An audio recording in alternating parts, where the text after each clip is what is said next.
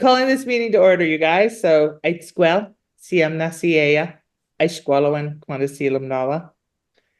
I would like to acknowledge that this meeting is taking place on the lands of the Hulkaminum speaking people, specifically the Cometson Village. The Board of Education is honored to be able to collaboratively walk by the Coetson, Malahat, Subasis, Halalt, Penelicut, Stamanis, and Layaxan peoples who have cared for this land for thousands of years.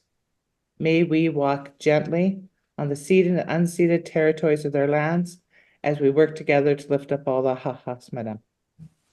Motion to adopt the agenda. Moved by trustee Thorne, seconded by trustee Doman. All those in favor? Thank you. All right. So we are going to the secretary treasurer capital plan.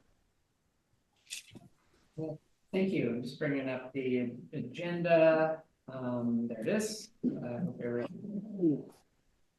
Sorry.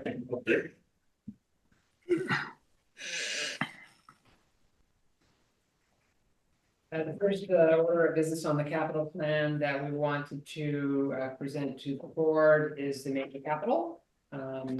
Required to submit major capital and then minor capital a little bit later on in the year. The major capital will look at major categories of seismic additions, new school site acquisitions, and replacement renovations. So the board annually submit this report, this request to the ministry, and provide background on why we believe these to be the priority projects.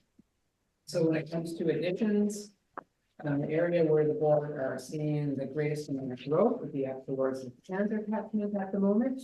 And so if we look towards an addition, that is why we have listed the Cancer as a forecasting addition as the #1 priority.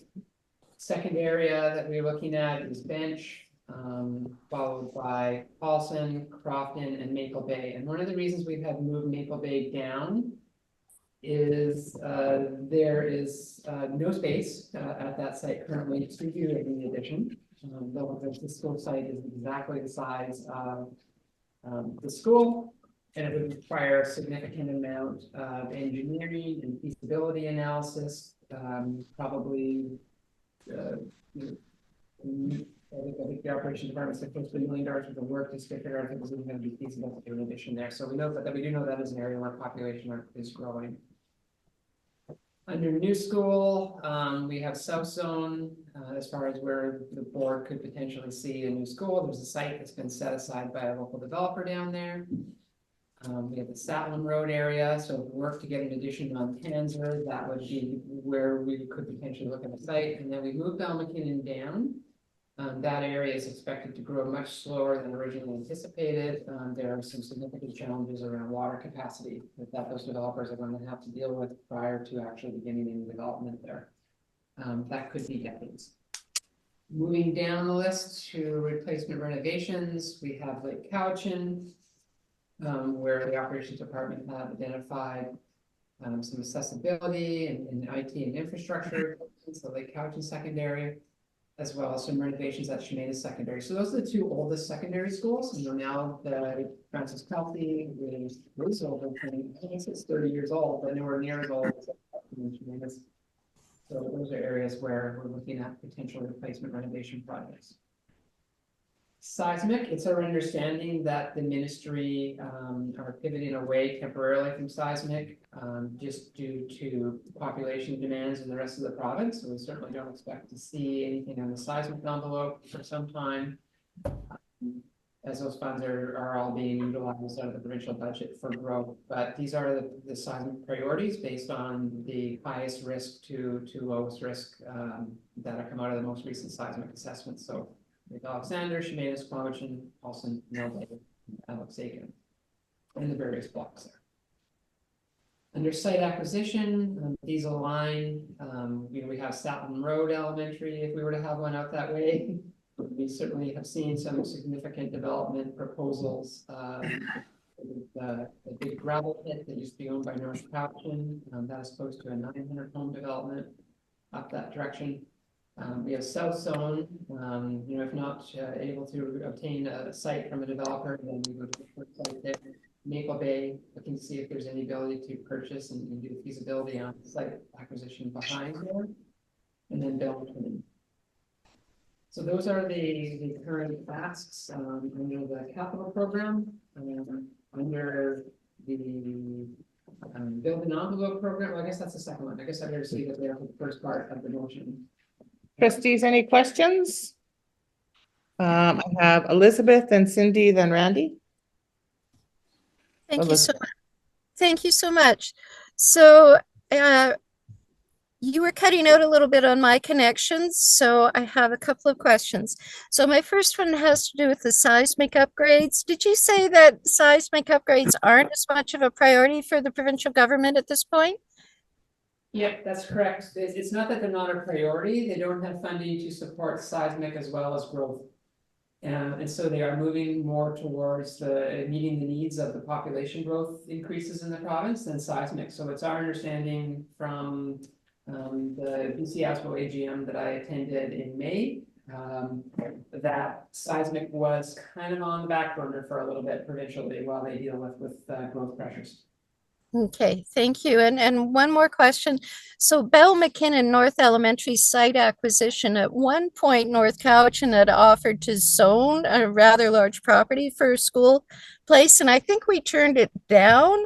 So will we be hunting again, or can we reapproach North Cowichan to set aside some land, or do we do anything at this point? Getting into that specific might be more for a closed meeting around site acquisition. But, Yep. but I will say that there are certainly opportunities there. And I do have a meeting this week with North Cowichan. Okay, so we're still thinking about it. Thank you very much. Trustee Lizzie.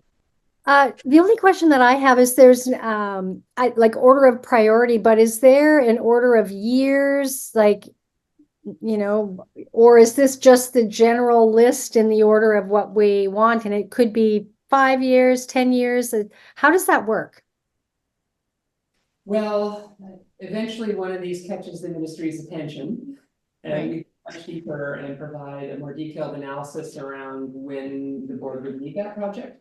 At this point, we have to provide 10-year enrollment projections, and the board have seen that overall the district isn't really experiencing a significant period of growth. So I'm not optimistic on any one of these actually at the moment. But if one of them does catch the ministry's attention, they ask us to provide a significant amount more detail, much like with the Cowichan secondary project. We got into developing definition reports, and started to get into those real feasibility studies. So we wait for that, and we continue to make, keep those projects on the ministry's radar so they're aware that with, in time, probably Tanser will need something up in that area to deal with the amount of growth that's happening.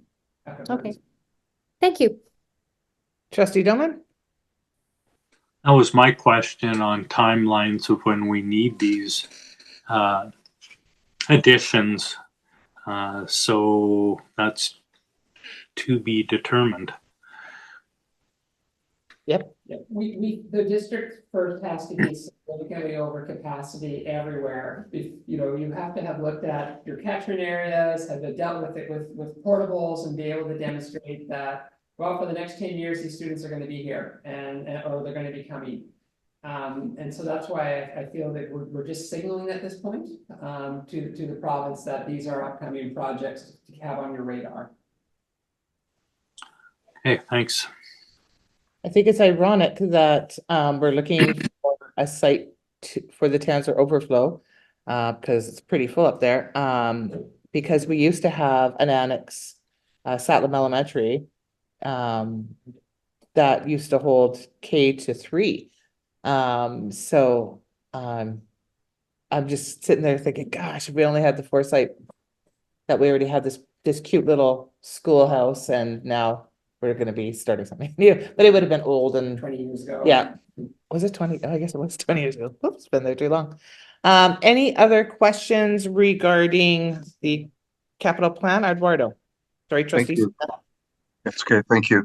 I guess what I'm remained kind of confused about, and this is generally fine, but are the growth projections for the South region. I've been in other conversations with the CVRD and elsewhere where, there's a freeze on development because of water, very limited water supplies. So I'm trying to understand the projection of growth for those areas versus also getting information that the populations that are expected aren't sustainable because there's a freeze on the amount of water that can be provided. So, yeah, and this is in conversation with CVRD and other sort of contexts. So can you help me out with that? Yeah, again, it's signaling for potential growth. If it doesn't come this year, eventually that's gonna get figured out.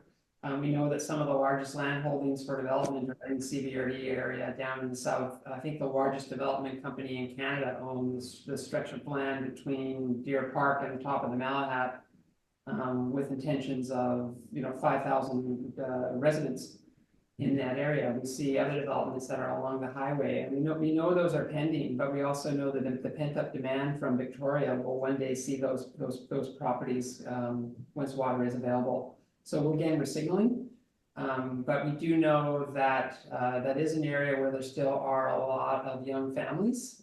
We see that. We know from our Beauregard data that the next 5 years, those kids are already there, and there's an increasing number of them. So again, it's signaling and keeping it on the ministry's radar that we're watching for development in that area. So families that are already there are having babies, and that's what's pushing the. Yeah. And also, could you remind the board of how full those South End schools are? Yeah, I mean, if you think about capacity of schools, it doesn't include portables. So if you look at Discovery and Benjamin Bonner, those three are about 110%. Prior to the reconfiguration, we would see Mill Bay at about 46%. Okay, thank you. Any other questions? Hearing none, we have a motion before us.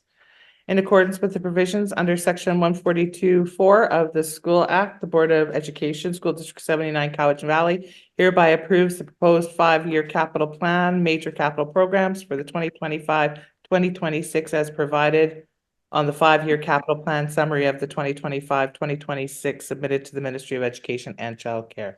Moved by Trustee Strachan, seconded by Trustee Croft. All those in favor? Thank you. Next.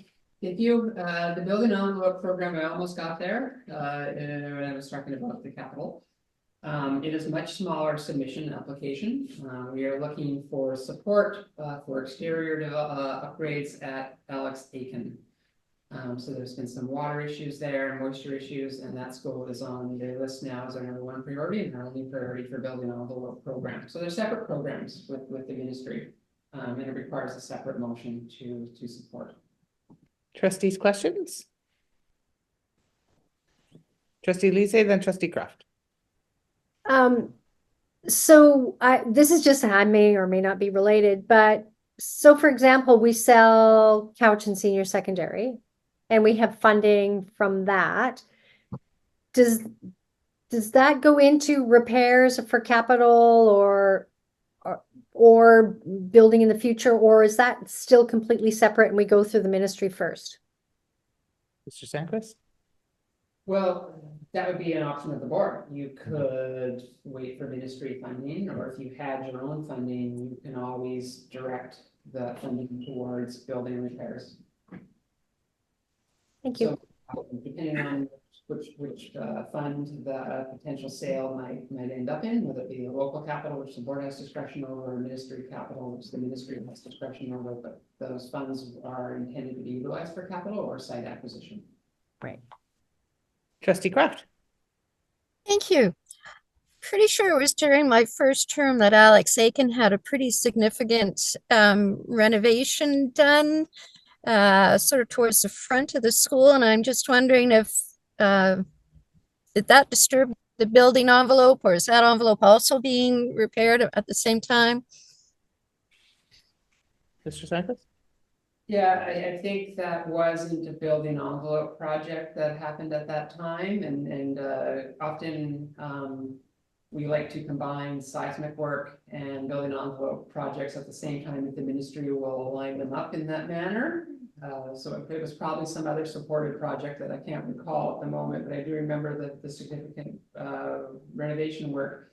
But likely we didn't have support for the building envelope at the same time, so I have to come back and do that. But we know Lake Cowichan, we were able to do both a seismic and a building envelope project. Drink water, we did them together. There's a few other examples where we're able to pair, and then the school is disturbed only once. Thank you very much. Any other questions, trustees? Hearing none, we have a motion before us.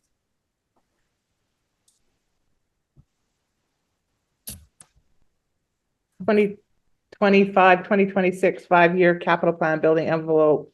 In accordance with the provisions under section 124.4 of the School Act, the Board of Education of School District 79 Cowichan Valley hereby approves the 2025-2026 as provided on the 5-year capital plan summary for 2025-2026 submitted to the Ministry of Education and Child Care. Moved by Trustee Lizet, seconded by Trustee Sousa. All those in favor? Thank you. Mr. Thanklis. Those motions aren't written by us, by the way. They come from the ministry and get plugged into a form letter. They're quite something. Weird. They're hard to read, I do agree. The final item here is in relation to a donation and board administrative procedure around recognition of that donation. So there is a briefing note in your package, and we've asked, or we've been asked by the donor not to, doesn't include the dollar amount at this point, in the briefing note, and that's on purpose from the donor. They've asked not to have that yet. But what the issue is we have a relatively new administrative procedure, and it requires that the board approve recognition for donations that might happen that have been received by a school as a grant. So in this case, admin procedure 514 says that any proposals for ongoing recognition or advertising must be approved by the board. So we come to you today with information that the Lions Club of Duncan have provided a significant donation to Drinkwater Elementary in combination with funds raised by the PAC towards a new playground structure. So the PAC have been actively at work for about 4 years. Have written, in their case, I think that's public. I can say that they've raised about $75,000 for the playground, and this donation supplements that in a very significant way. But what is being asked for by the Duncan Lions Club is that there's some recognition of their contribution. You know, a small plaque or a sign by the playground that states that they, in partnership with the Drinkwater PAC, have made this contribution. They'd like their logo and just simply that, a simple statement of recognition. And so here it is before you for debate, and there's a recommendation included in the briefing note. Trustees, questions? Trustee Sousa. Thank you. Before I speak to this, can you put up the briefing note, please? Are you able to do that, Jason? Yes. Thank you. Trustees, if I don't see your hand because the briefing note is up, just clear your throat or something so that I know somebody's waiting. Please. There's.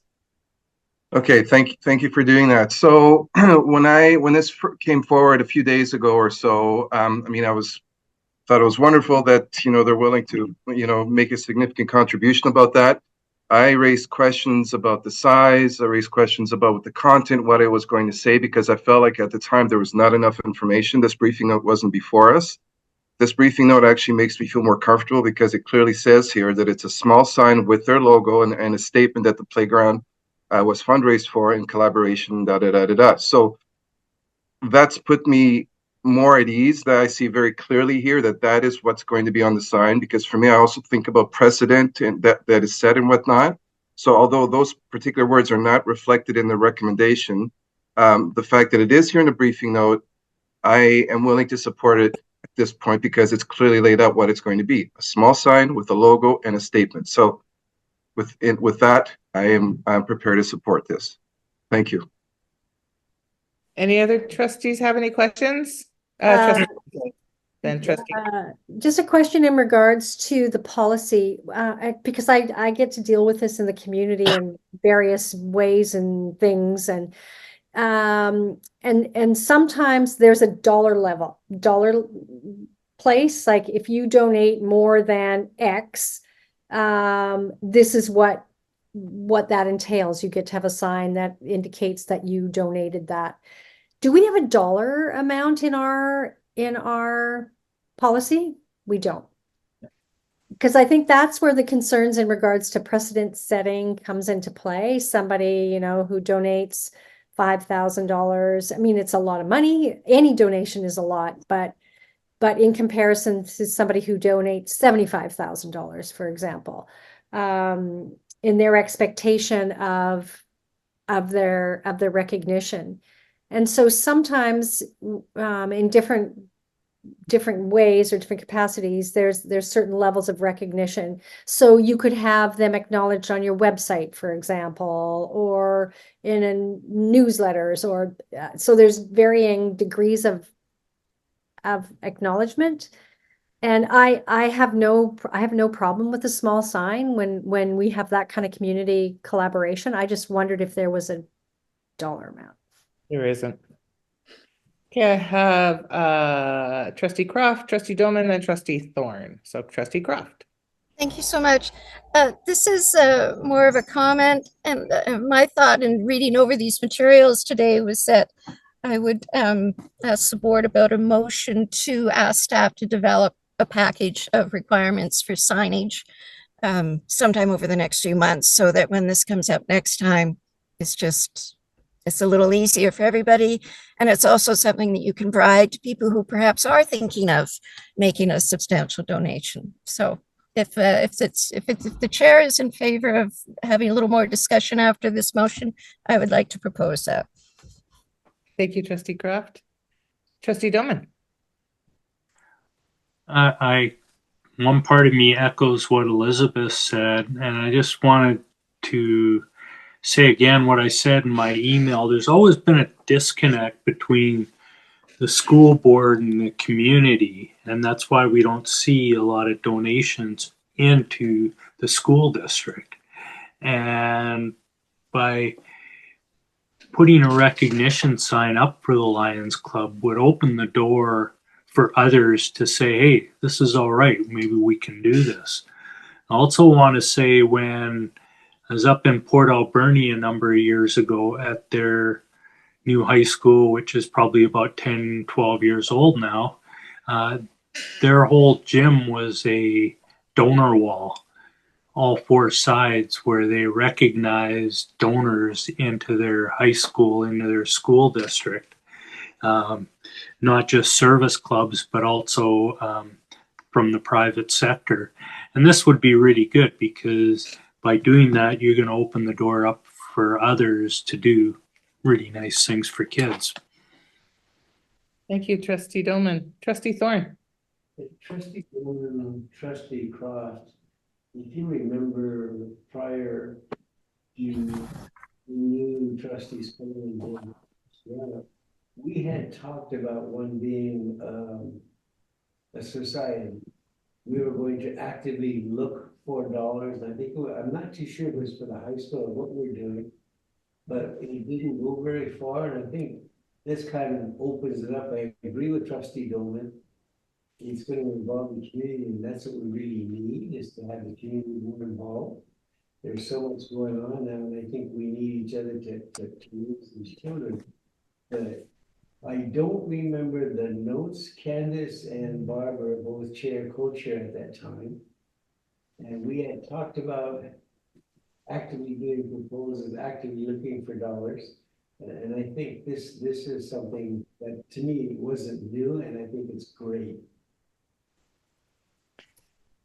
Any other conversations before we get to the motion? And then trustee Croft will loop back to what you were talking about. Thank you. Any other conversations? Trustee Sousa. Yeah, to trustee Croft's earlier point, yeah, I definitely support that. I'm just wondering though, that this is on a case-by-case basis at the moment, right? Like, in thinking about precedent, like this is contained given the AP that continues, right? Until we have something else in place that's a bit more robust and I don't know, descriptive or what have you. Just wanting to be clear on that. Yeah. Okay. Yes. So at this point, every time this sign had to be approved by the board, whether it was today or September. I was just looking for consensus so that Drinkwater could tell the donor that the board would be looking at a motion. However, today is better because now it's on the books and Drinkwater Principal can let the donor know that the board possibly approves. So if there's no other just conversations, then I have a motion before us. That the Board of Education of School District 79 Cowichan Valley approves the installation of a small recognition sign that acknowledges the fundraising collaboration between the Drinkwater Elementary Parent Advisory Council and the Duncan Lions Club once the new playground at Drinkwater Elementary has been installed. Moved by trustee Thorne, seconded by trustee Strachan. All those in favor? Thank you. So trustee Croft, let me see if I got what you're saying here. So within the AP, you would like it to have, so are you thinking that the new AP, these conversations don't necessarily need to happen because it'll already be in the AP, like size, yada, yada, yada? I can I tell you what I had in mind? And that is that, in fact, I would like to formally move a motion to charge staff with coming up with a framework, developing a framework for donor and community contributions and donations. And to bring that back to staff, and I was going to suggest at the end of this year. Bring it back to the board? Yeah. And then whether we decide whether that lives in board policy or in the AP, the framework, they'll have some chance to think about it a little bit. And that framework would also recommend us process and how much involved the board has to be once we have a framework. So trustee moves and trustee Thorne seconds. Is there any discussion? Hearing, superintendent. Just everyone can hear me, just some comments with regard to that direction, because I think that there's a lot of thought that needs to be put into these things. Because number one, when you look at this particular motion, it's related to a playground. And playgrounds are, we get very few, if you recall, from the industry. And that's one of the reasons that it requires contributions from community in order for playgrounds to be upgraded, because on an average basis, I think, Jason, if you could correct me if I'm incorrect, that it's usually about one every other year. Correct. Okay, that we receive. And so I think that donations are one of those things that we need to know where they're coming from. Would the organization or the community service club or partner be in alignment with the values and the beliefs of the board, right? You know, and also how do we display them on schools? So there's a number of things to think about. So I'm very appreciative of the fact that we'd be looking into this, because I think that it's something that we really have to mull around in terms of how do we actually take donations, collect donations, go after donations. Do they meet our needs? Do they meet the needs around equity? Because I think that what we do know is that some schools have a capacity around creating dollars that work for their community and their school. But we also know that some communities don't have that ability or that network or those partnerships or that affluence that actually supports those communities. So a lot of thought can be put into something like this. So thank you. Any, trustee Croft? I just wanted to mention to the superintendent, and I'm borrowing a word that Eduardo has provided us with, and that is framework, thinking that that would give staff the latitude to sort of go where you need to go with it and go where it makes sense. So I hope that that's suitable for you and workable and practical as well. Any other discussion, trustees? Hearing none. All those in favor of the motion? Any opposed? No. Trustees, before we end this, before I call for adjournment of the meeting, just take Mr. Sandquist. Before I adjourn this meeting, I'm wondering if you could all stay on the call after adjournment. Just for a quick second. That's okay. Great. Motion to adjourn. Moved by trustee Sousa, seconded by trustee Dolman. All those in favor. Thank you.